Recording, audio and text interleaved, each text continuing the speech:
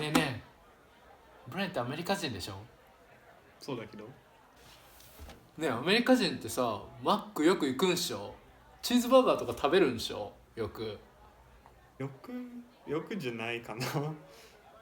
チーズバーガーとかでもよく似合いそうだよね。どういう意味？今日何食べようかな。いらっしゃい。はい、じゃあこれメニューね。ありがとうございます。朝ごはんはまだやってますか？朝ごはん朝ごはん英語でなんつったっけ。ブレイクちょっと朝ごはん is break is no is now 今はランチお昼メニュー only no sorry no でも日本語でsorry no sorry ダメなんです sorry 日本語で聞いたのになんで日本語で返してくれないのかな。はじめまして。はじめまして。私はブレンで、こちらは友達の久美子です。あなたが久美子さんで、あなたがブレン。ブレン、はじめまして。よろしくブレンよろしく。なんで俺だけに敬語を使わないんだろはい、いかがだったでしょうか。本当の経験に基づいた動画だけどあるあるらしい。で自分だけじゃなくて他の外国人の友達とかに聞いてみて、みんなそういう経験あるらしい。結構有名。なんかね、その飲食店のやつとかはさね、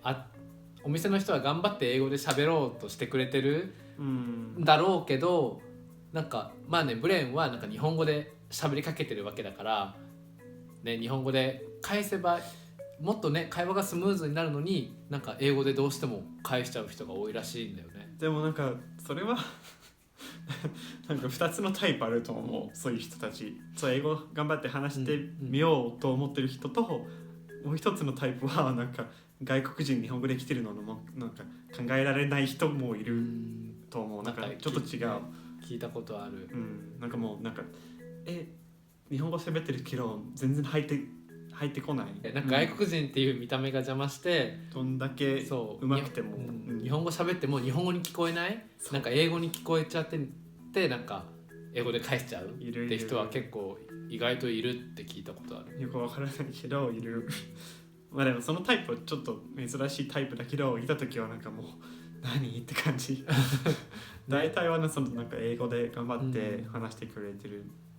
んだけど、頑張って英語で話すんだったらそれだけならいいんだけど、大体なんかその日本語で話してるのになんか日本語できないんだろうなって思ってる人の方が英語できないし、英語できないのになんか変なよくわからない英語のような言葉が出てくるからすごいめんどくさい。でもなんか普通になんか英語で話してみたいっていう人たちにはもういつも英語で返すようにしてたんだけど、結構最初から分かる。どのタイプか。チーズバーガーマクドナルドの動画はそれ本当に言われたし、なんか何回も言われた。大学にいた時なんかね、やっぱアメリカイコールハンバーガーっていうイメージ。なんかハンバーガーが似合うっていうのはよくわからない。なんか寿司に合いそうとかラーメンに合いそうとか言ったら変でしょ。なんでね、なんか日本人は似合う寿司食べないよね、毎日そんなに。だけどなんかアメリカ人の人にはなんかやっぱそういう質問しちゃうみたい。ちょっとバカだねそれは。まあでもたまにね逆もあるんだけどね。アメリカに来てなんか日本人でしょ、寿司って言われて、ああって感じ。確かに俺寿司好きだけどっていう時もあるけどね。でもなんかそれはでも半分ふざけて言ってるけど、なんか日本にいた時はもう本当に真面目な感じで、もうシリアスな感じで本当に聞かれたそれ。くわかんないまあ、あとその敬語その初対面はちょっとやりすぎだけど、でもお店とか携帯屋さんとか行った時にずっとなんか他のお客さんに敬語で喋ってるのに自分だけには失礼なタメ語とかそれできないとか言われたことあるしね、なんか外国人だからなんか距離が近くていいやみたいな先入観があって、ね、なんかお店の人とかも、まあ、ブレンが言ったようにね、敬語を使わないっていうのはちょっと嫌だよね。周りの人には敬語を使ってるのになんか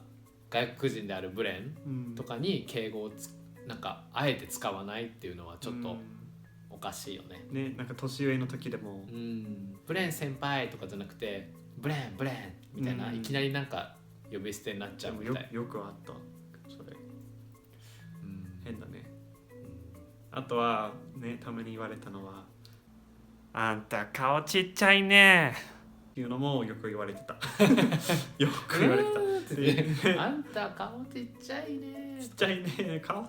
なんか最初は顔のことこっちのことだと思ってるって、顔じゃん、頭じゃなくて、頭のこと言ってるでしょ、だからなんかアメリカではそういうことはマシ言わない、マシってか全然言わないからいいことか悪いことかどっちか分かんなくて最初の何回かは